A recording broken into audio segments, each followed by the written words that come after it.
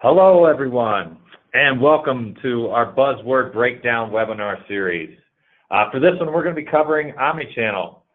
And thank you so much for taking the time out of your day. You know, it's busy, and we're so glad to have you.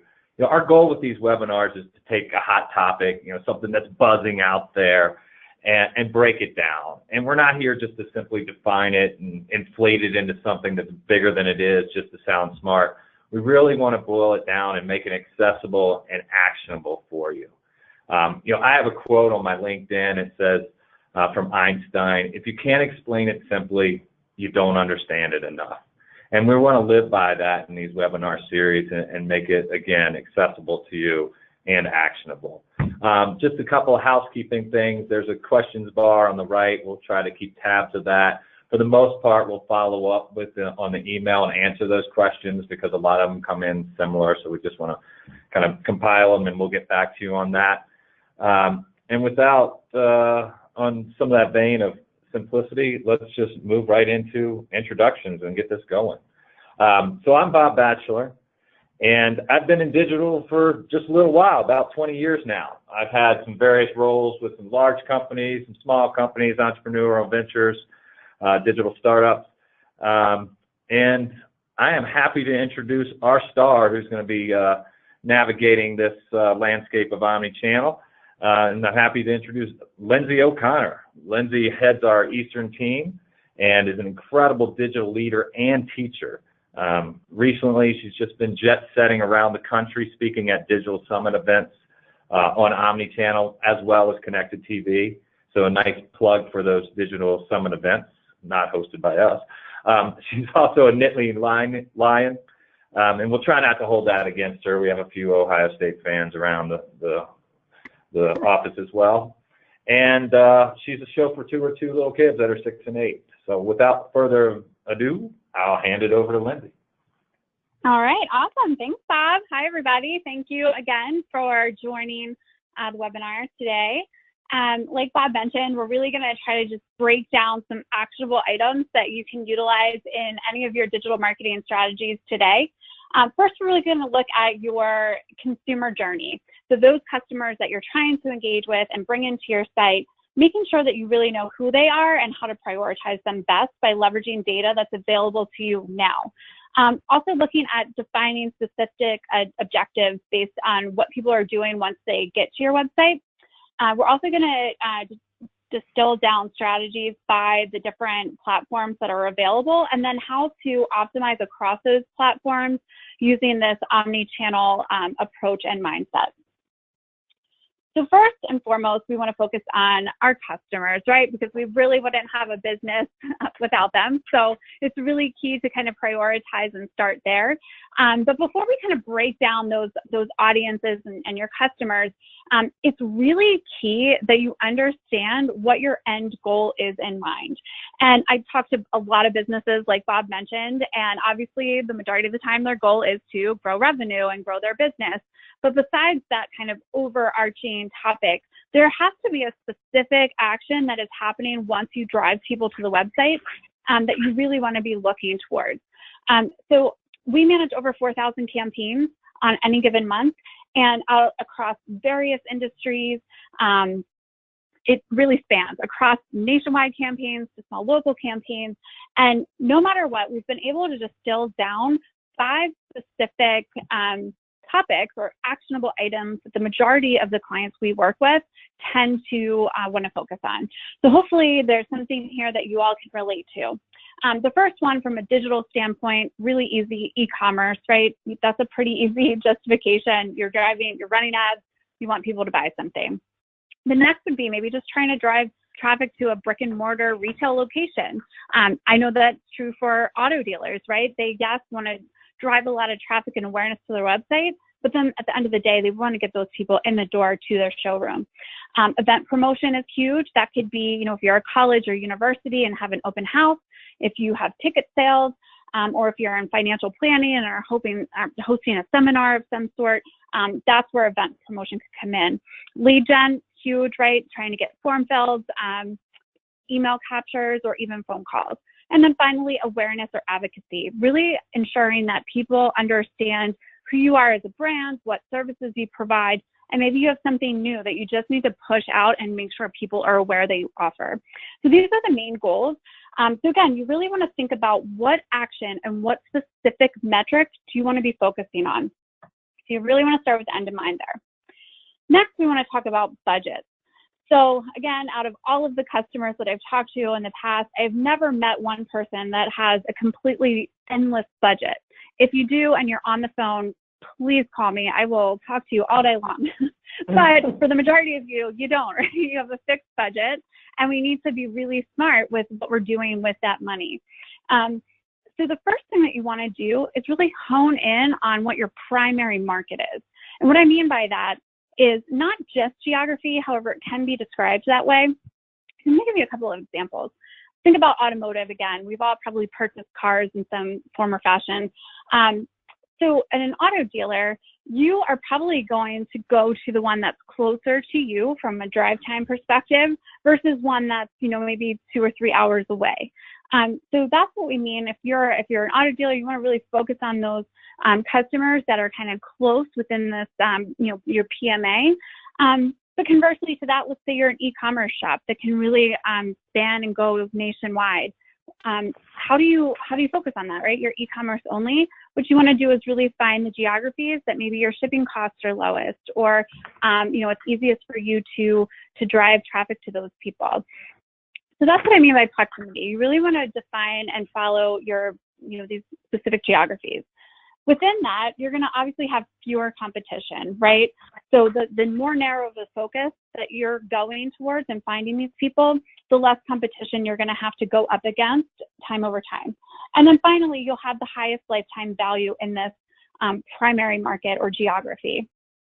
So again, if we think about the automotive example, if I purchased a car from a dealer that's 10 miles from me, I'm most likely going to go back to them for any service-related issues, or if they have questions, or maybe want to, if I have a lease and want to buy again, I'm going to go back to that person. So I have a very high lifetime value in that instance, versus if I purchased from an auto dealer that's an hour, 2 hours away from me, I'm probably not going to go there on the regular, right? That was probably a one-time thing. They had the deal or the car that I was looking for. The next piece to focus on is your secondary market. And I didn't mention that, sorry, but your 75% of your budget should really be focused on that primary market. And that's where you're going to get the best return. Then the next piece is the secondary market. And that's really that mid-range. So kind of spanning out. Again, if we think about that automotive example, you might want to focus in your primary is 10-mile radius, whereas the secondary could be 30-mile radius.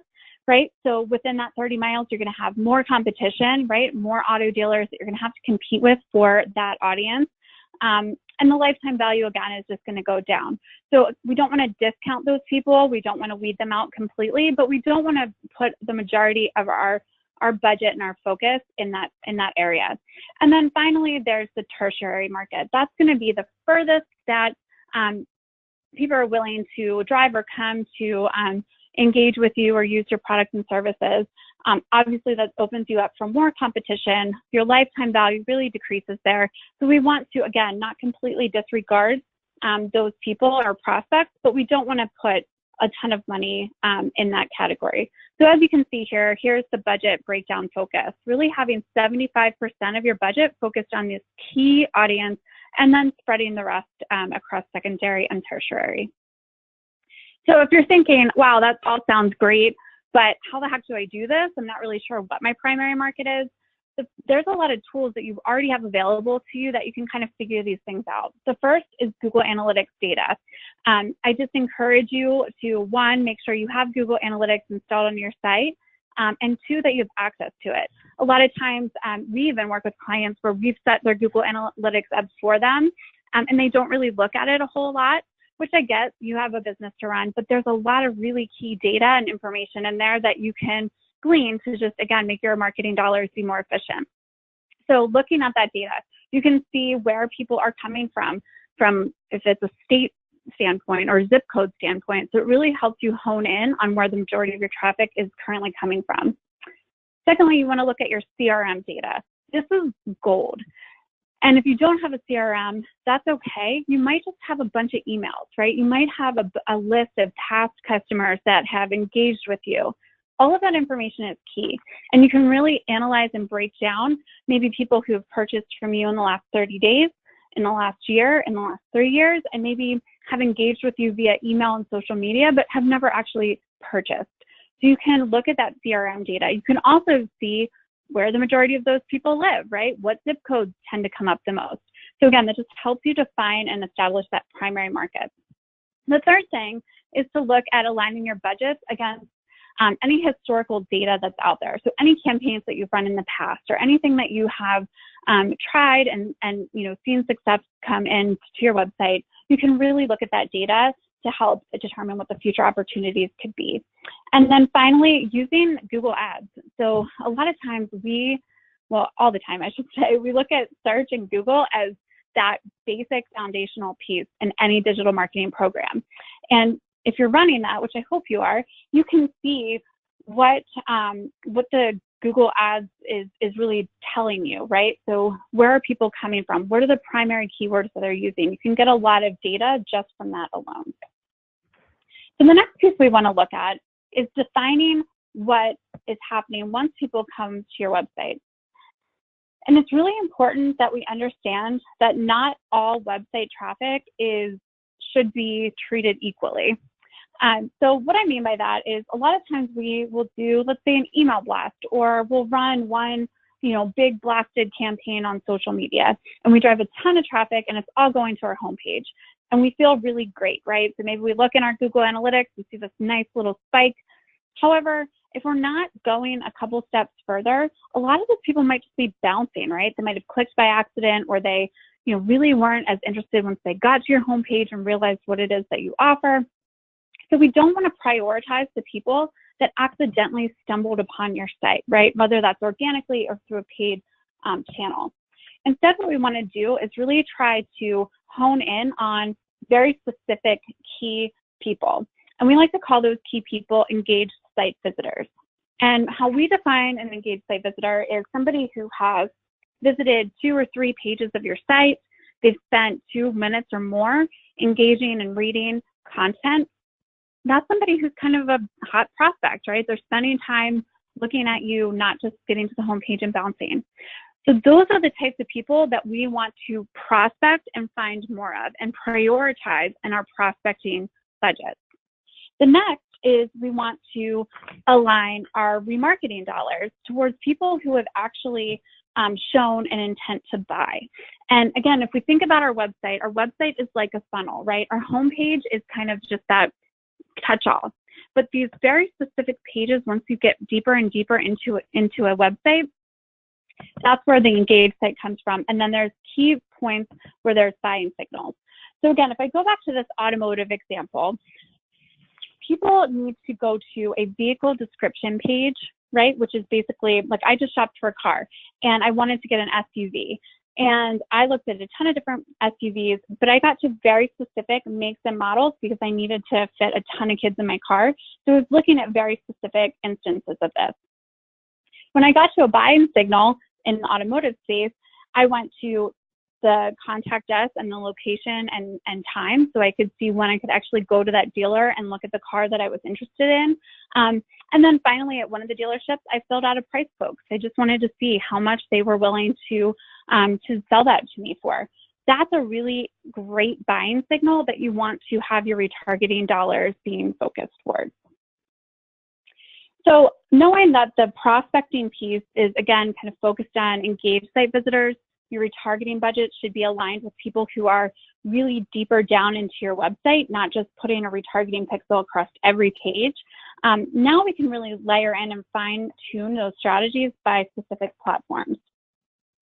So again, let's say you have identified what your primary market is, and you know that it's important to have a really great strategy utilizing multiple platforms.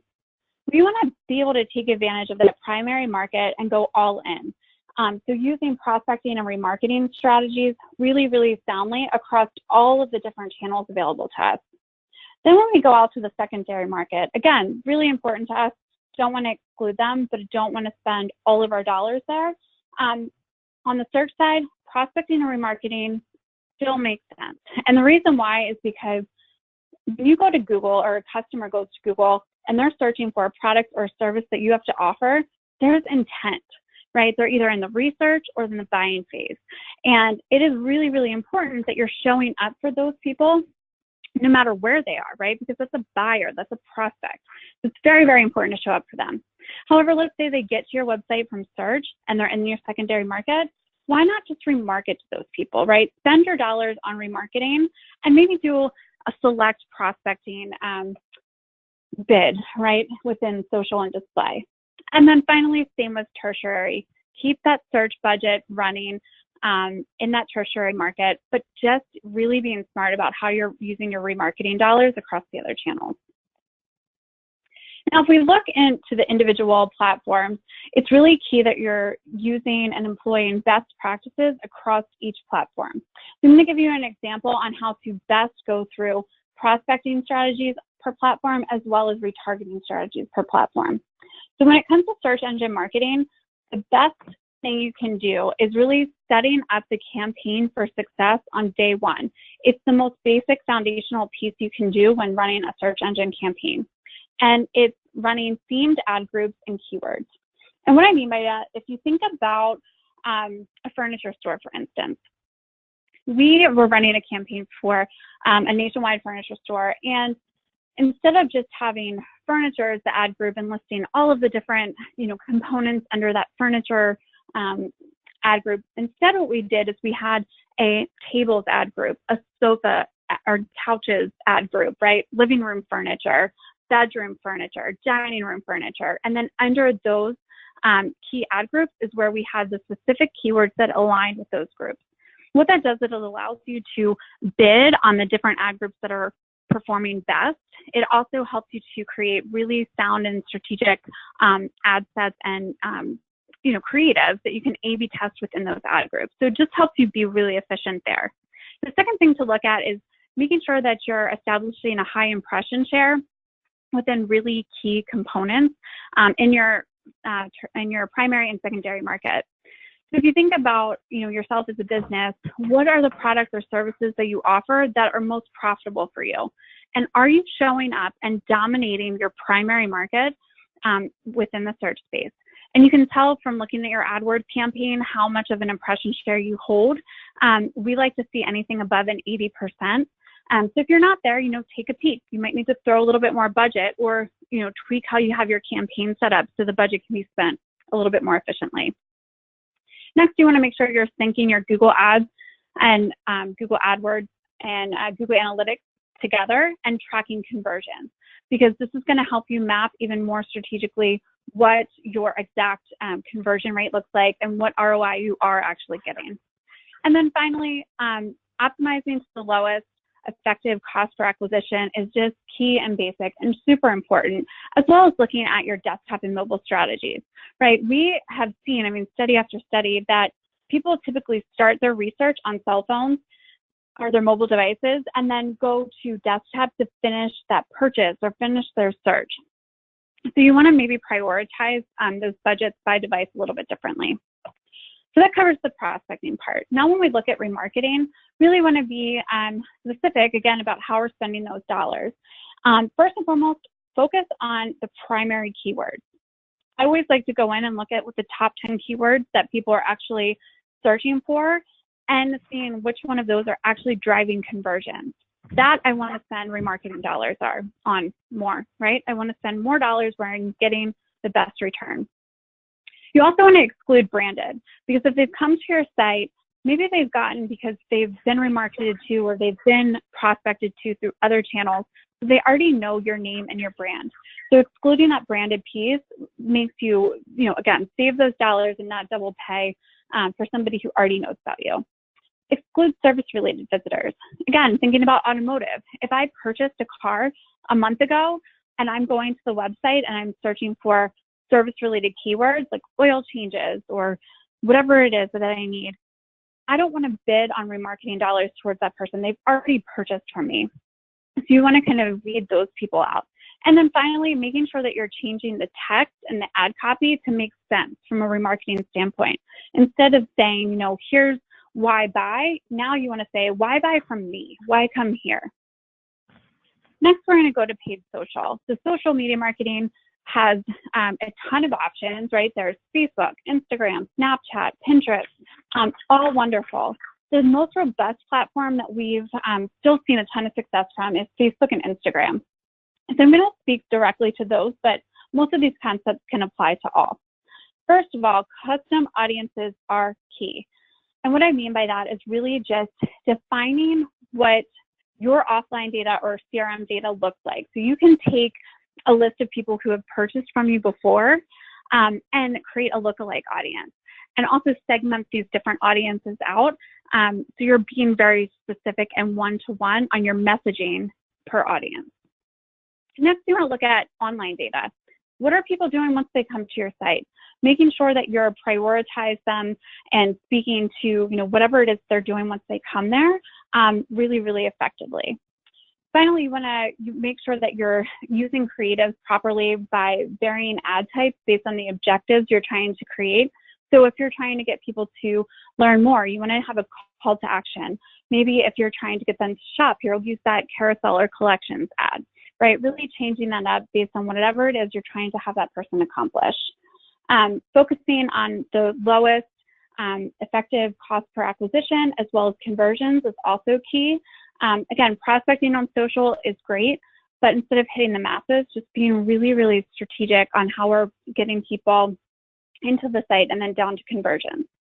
And then finally, day parting as needed. You can really see how people are engaging with you based on time of day within that platform. And you want to maybe spend and limit the dollars where the off times are, and really, you know, put all of your dollars where people are more so engaging with Facebook and potentially with you during certain times of the day. And then finally, from a remarketing standpoint on social, remarket to the highest value visitors, right? So if people, again, like think about e-commerce, if this actually just happened to me. I went to Aerosols, I was checking out a pair of their shoes, and I put the shoes in my cart, and then I'm a mother, as Bob mentioned, and anybody with kids knows, like, you can't finish a thought sometimes. So I put the shoes in my cart, my kids needed something, and boom, I didn't get to finish my shopping, and I, you know, forgot about it. But luckily, they were so kind as to retarget me the next day and reminded me that I had these beautiful shoes sitting in my cart. So that's a really great example of how to make sure you're remarketing to those high value customers, right? I showed a really strong intent. And then also engaging people who didn't fill out a lead ad.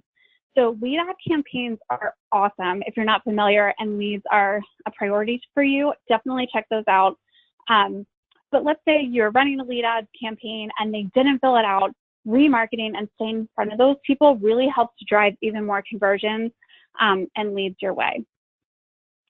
Next, we're going to think about RTB.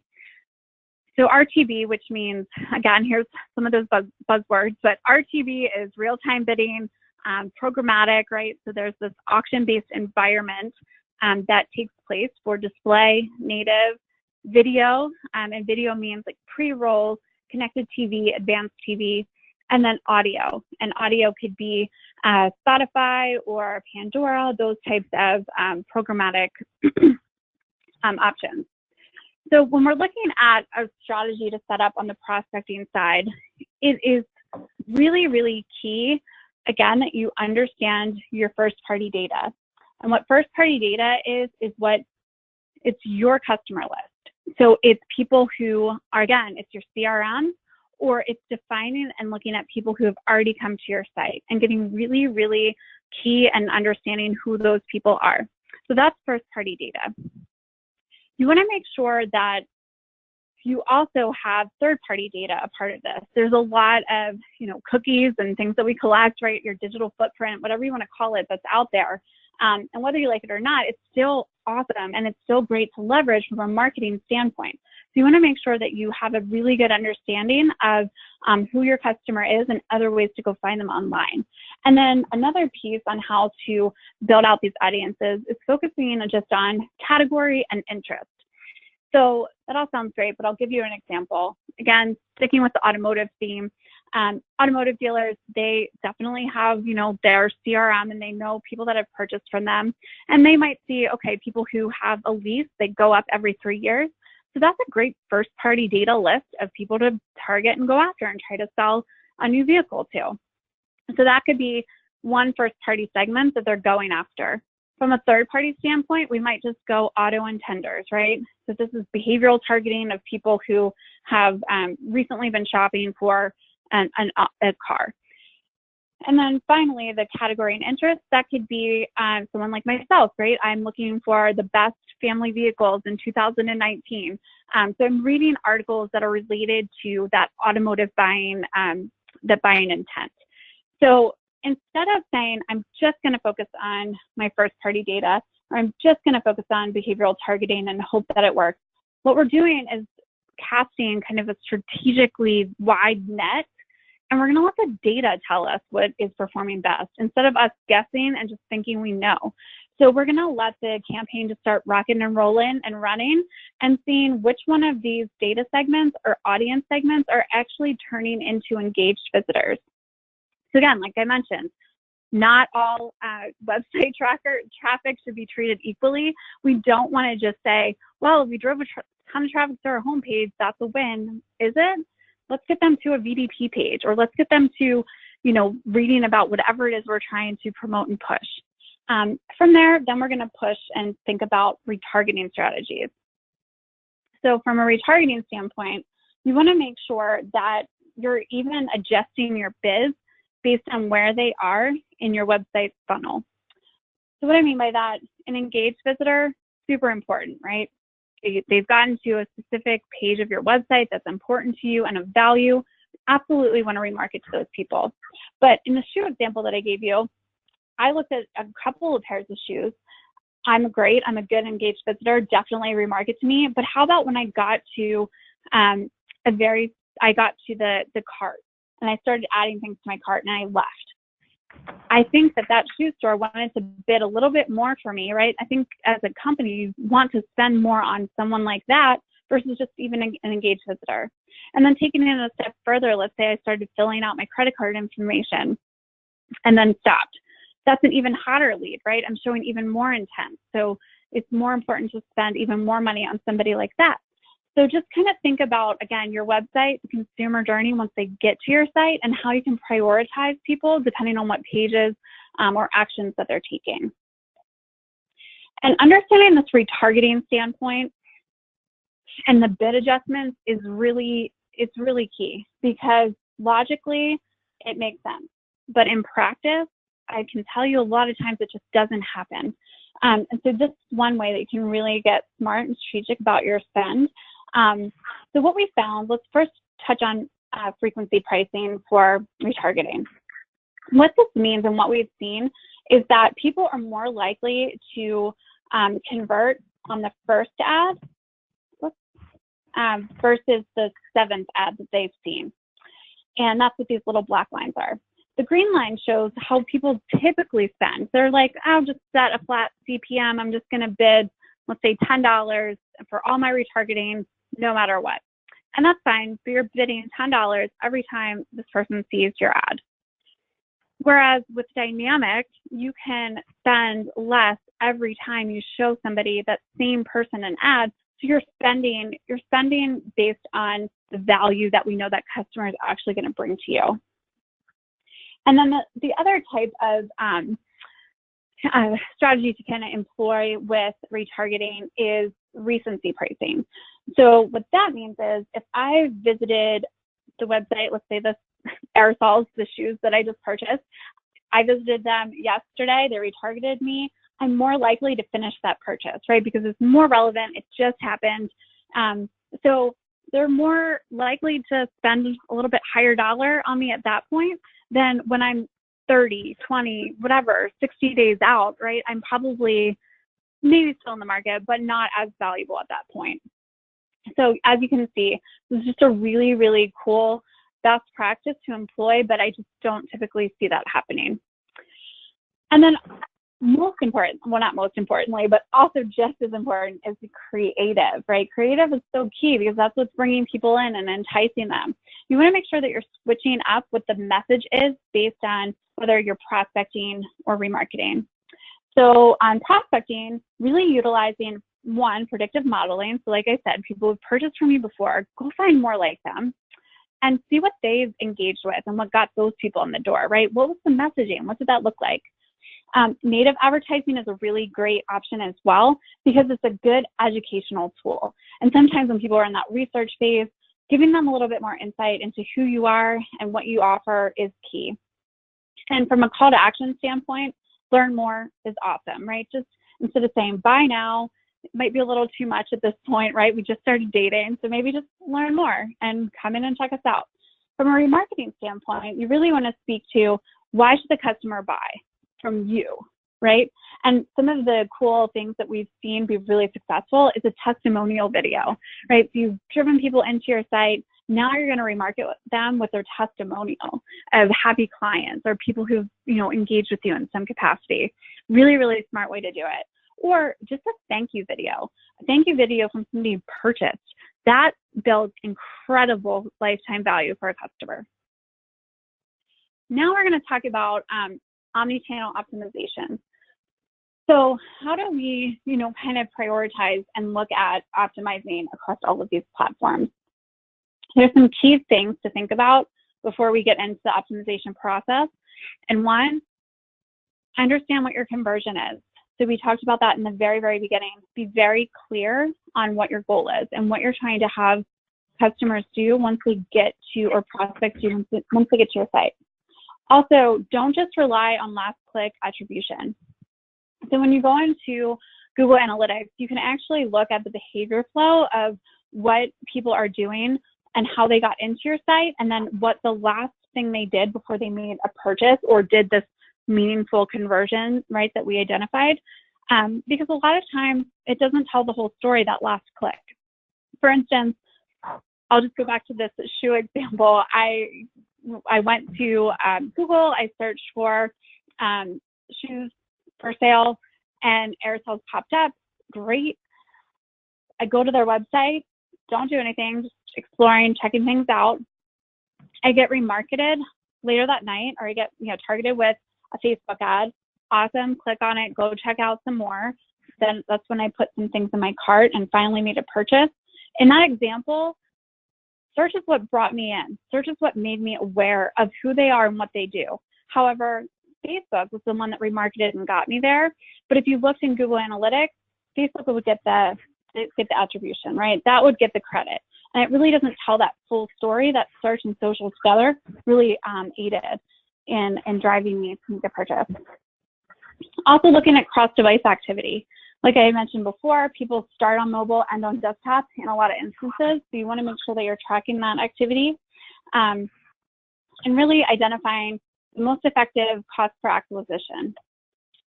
So now when we look at, there's a couple options when we talk to customers about how they define success.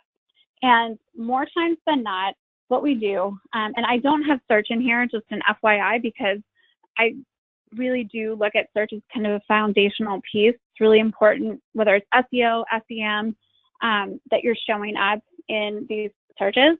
So I'm talking more on the prospecting side with social and RTB programs. So what we see a lot is that we have everything compete, right?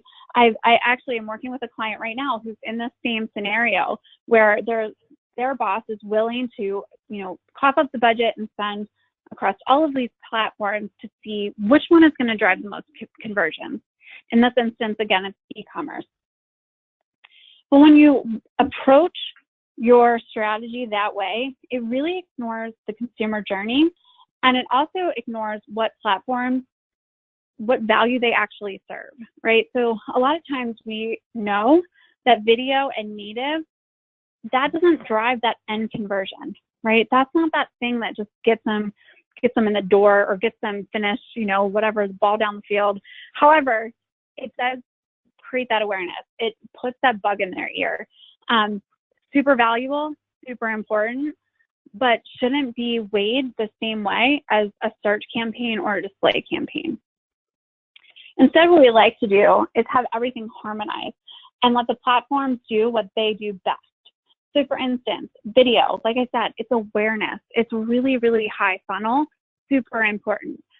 Video creative has the ability to pull in motion and sound, and all of that elicits emotion. Huge, great. You want to make sure that you're using that to like bring the prospects in. So instead of having video compete with native, social, and display to driving the most conversions, let's have all of the video channels compete within video.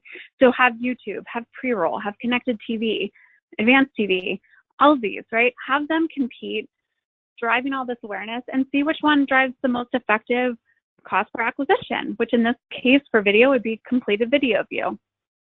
Same with native. How many people got to a very specific page of your site? Maybe you were trying to educate them, learn more about, you know, whatever service you provide. That's very, very mid-funnel research phase, right? Instead of having native, the KPI be an actual conversion, let it be what it's meant to do and have all of the native channels kind of compete. Same with social and display. Social and display can go low funnel. So again, what this is like is almost an assembly line, right? We know that all of these components are important and they help to run alongside your prospects and drive them down the funnel, if you will. So we want to make sure that we're prioritizing and treating them in a way that we know that they're going to be most successful.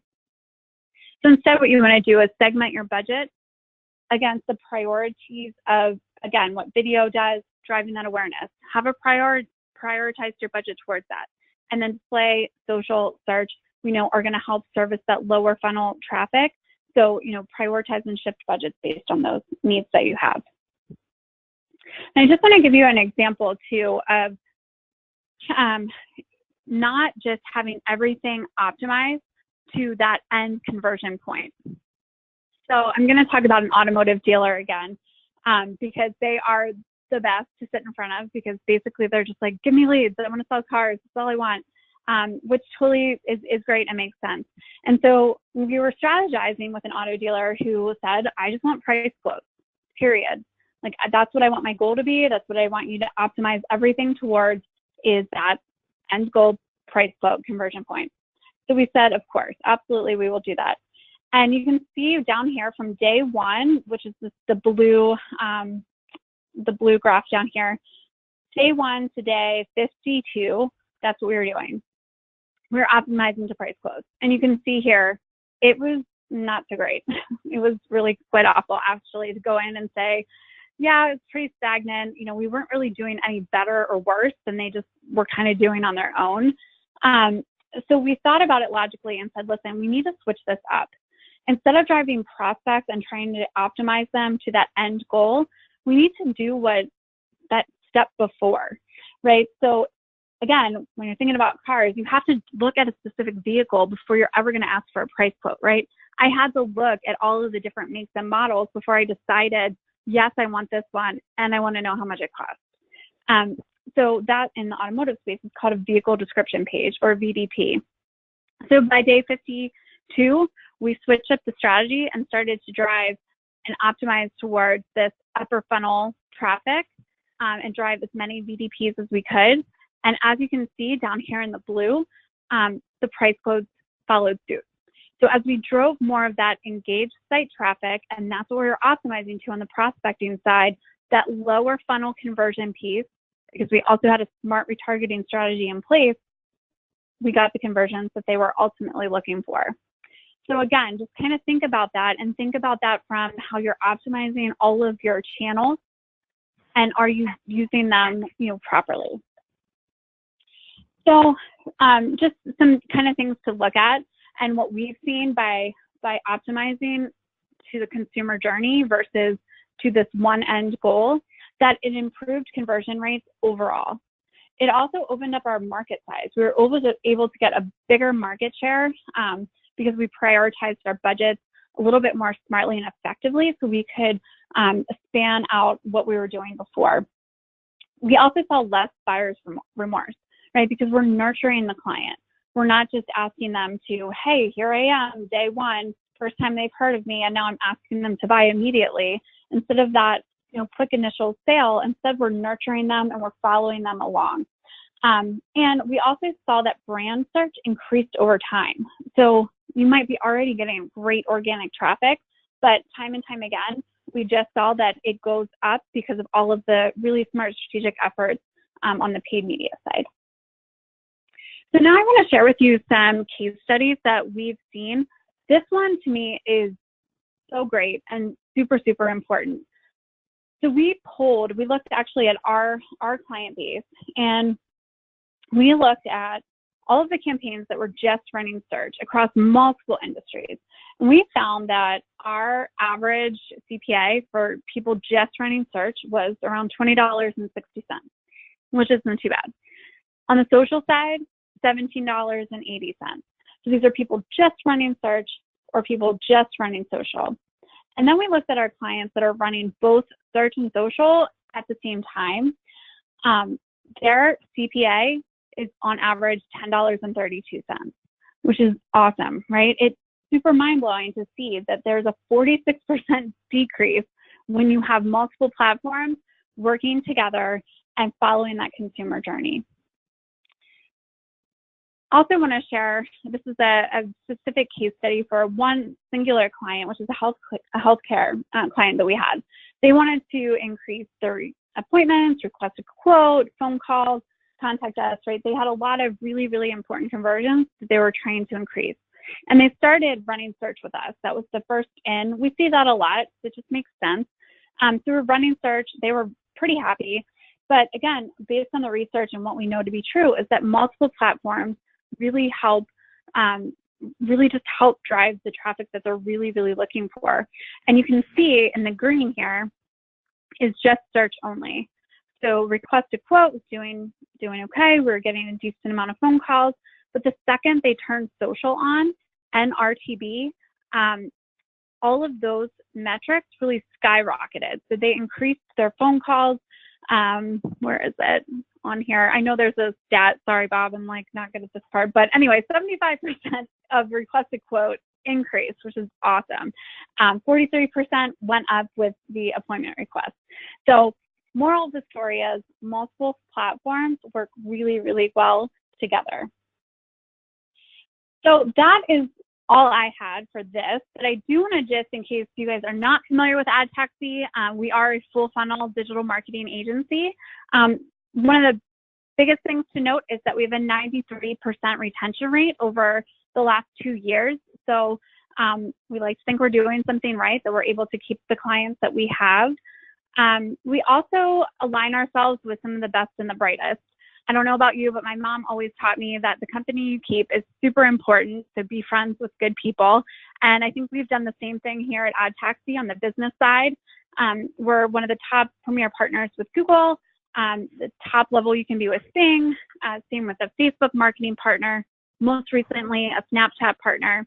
And we've also won some really cool industry-specific awards based on our execution and just the way that we're able to drive results for our customers.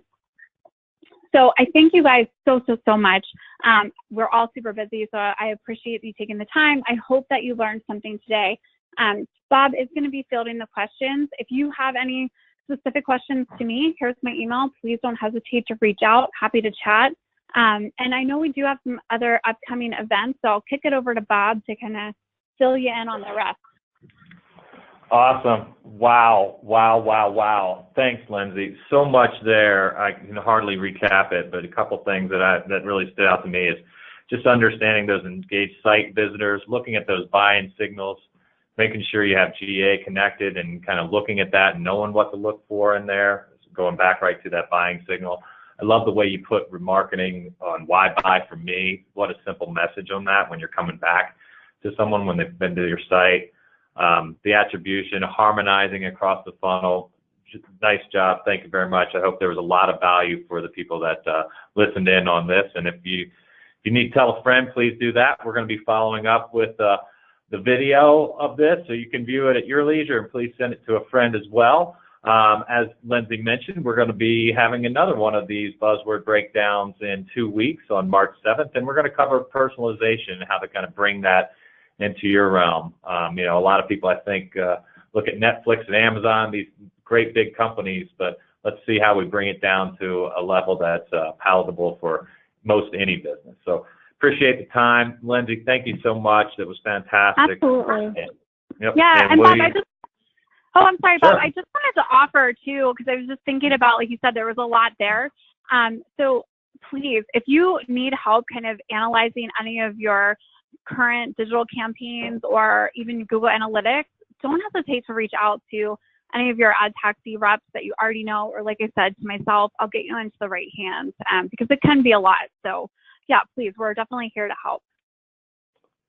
Awesome. With that, we'll say goodbye, and you guys enjoy your day. Thanks so much.